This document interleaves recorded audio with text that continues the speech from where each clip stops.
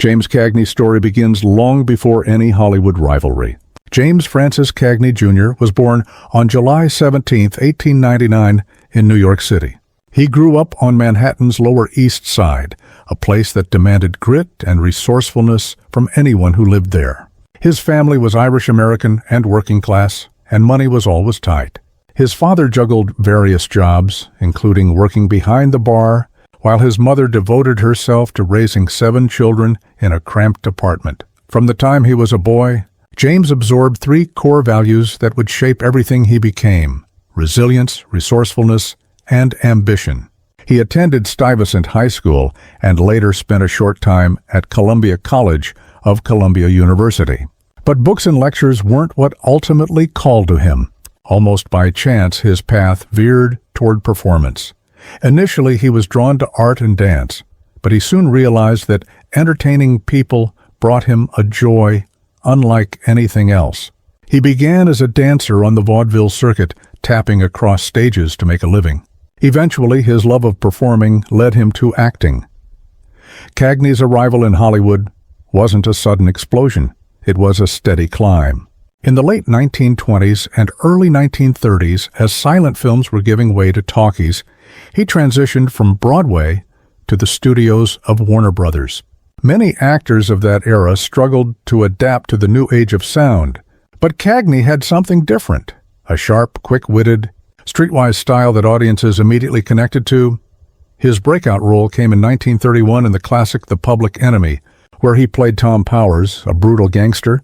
The film turned him into a star overnight and defined the tough guy image that would follow him for years.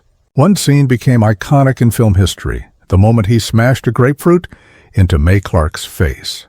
That single shot captured everything about his fearless approach to performance, raw, explosive, and unforgettable. But off-screen, James Cagney was nothing like the mobsters he brought to life. Friends and colleagues described him as kind, disciplined, and deeply devoted to his family. Throughout the 1930s and 1940s, he dominated Hollywood not just as a gangster, but as a truly versatile performer. In Angels with Dirty Faces, 1938, he portrayed a criminal whose execution becomes a moral turning point for a group of boys.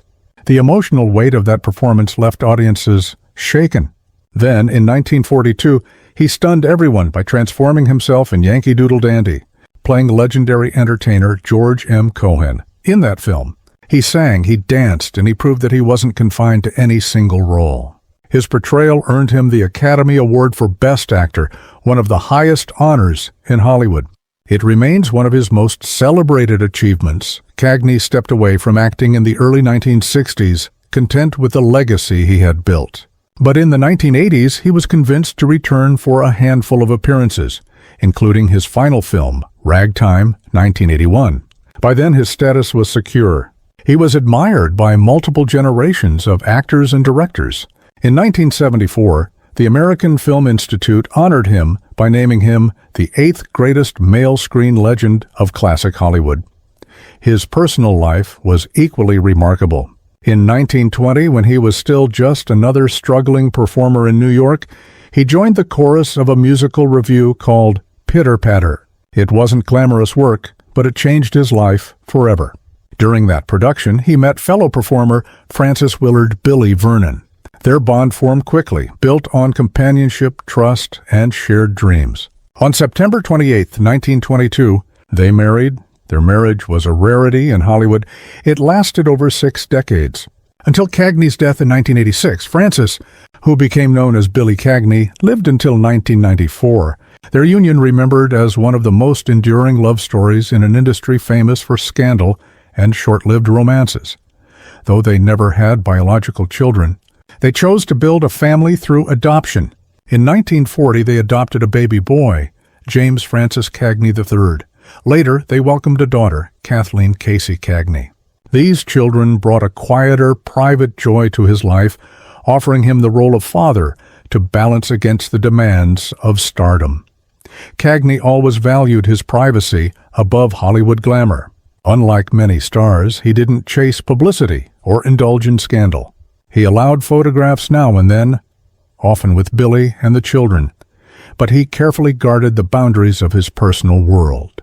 Away from the cameras, he lived simply on his farm in New York, and later on his estate in Dutchess County, enjoying painting, horseback riding, and the serenity of nature. But not everything in his family life was idyllic.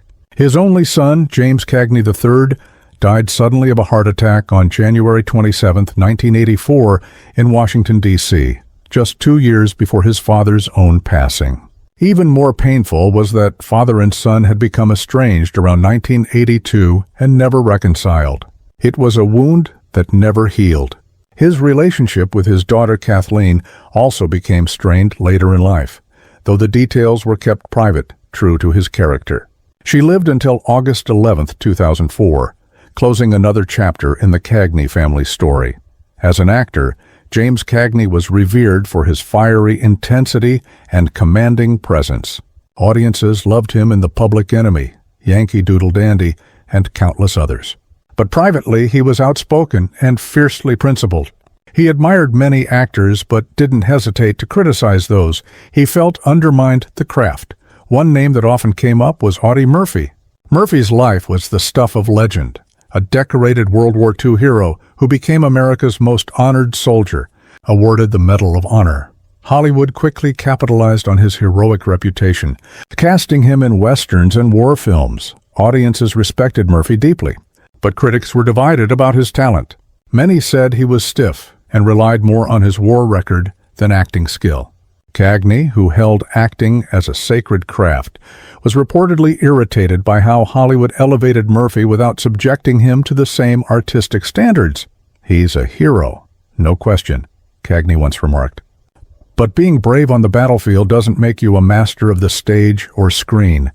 He despised the idea of studios turning a war hero into a movie star, as if medals equaled mastery.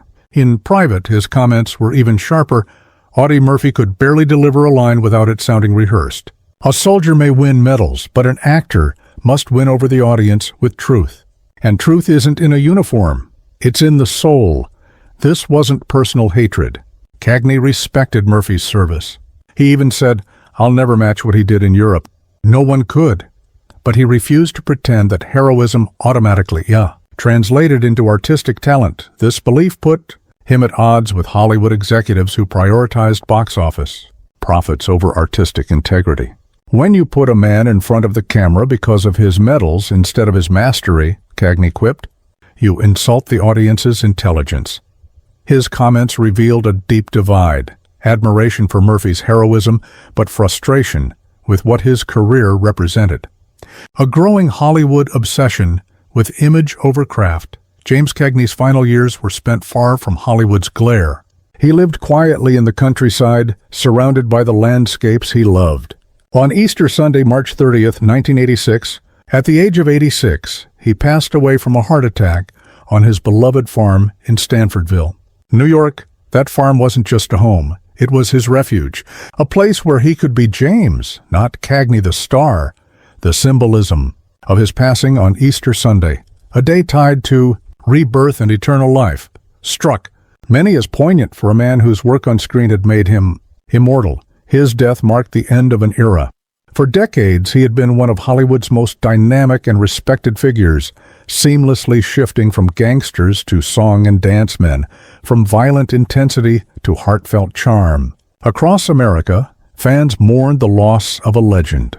His funeral was held at St. Francis de Sales Roman Catholic Church on East 96th Street in Manhattan, a nod to his lifelong Catholic faith. It was a solemn, heartfelt gathering that brought together family, friends, colleagues, and admirers.